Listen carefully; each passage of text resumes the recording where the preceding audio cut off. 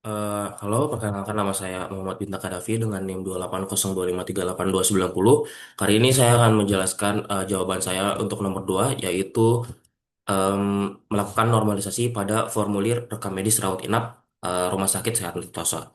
Nah, di tahap 1 NF ini, itu saya membaca setiap kelompok berulang tadi, itu menjadi, berulang pada soalnya, itu jadi kayak tabel sendiri dengan nomor rekam medis sebagai bagian primary key-nya. Hasilnya ada 5 tabel, itu ada pasien underscore RM, pasien underscore alergi, pasien underscore kronis, eh, tim dokter underscore diak, dan resep underscore obat. Nah, sekarang semua atributnya itu udah atomik, jadi nggak ada lagi data yang berulang dalam satu baris gitu. Nah, di tahap 2NF ini saya mengecek parsial dependensi, yaitu atribut yang hanya bergantung pada sebagian primary key, bukan keseluruhannya. Nah, itu contohnya itu ada pada tabel tim dokter underscore diak, nama dokter dan spesialisasinya. Itu sebenarnya cuma bergantung sama kode dokter aja, karena dokter itu punya satu spesialis tetap gitu. Gitu juga dengan nama diagnosis yang cuma bergantung sama kode diagnosis sesuai ICD strip 10 dan nama obat yang cuma bergantung sama kode obat. Nah, itu makanya saya pisahin jadi tabel dokter, diagnosis, dan obat yang berdiri sendiri. Nah, pada tahap 3NF ini itu saya mengecek transitif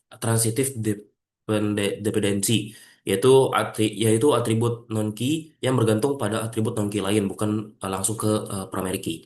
Nah, itu saya temuin nama pasien itu sebenarnya bergantung sama nomor BPJS identitas orangnya, sama bukan bukan dari nomor rekam medis yang merupakan identitas kunjungannya di rumah sakit itu. Karena satu pasien itu bisa punya banyak nomor rekam medis dari kunjungan yang berbeda-beda gitu. Karena itu saya pisahkan jadi tabel pasien dan tabel kunjungan. Nah, saya juga menangani bed weak entity sebagai weak entity karena nomor bed yang unik itu cuman di dalam ruangannya sendiri. Jadi saya buat table bed dengan primary key, gabungan nama, ruang, dan nomor bed. Nah, ini hasilnya saya mendapat 11 tabel dalam bentuk 3NF, pas dengan pasien, kunjungan, ruang, bed, pasien underscore alergi, pasien underscore kronis, dokter, diagnosis, tim dokter underscore diak, obat, dan resep, yang semuanya itu udah bebas dari redundansi dan anomali data. Demikian dari penjelasan saya. Terima kasih.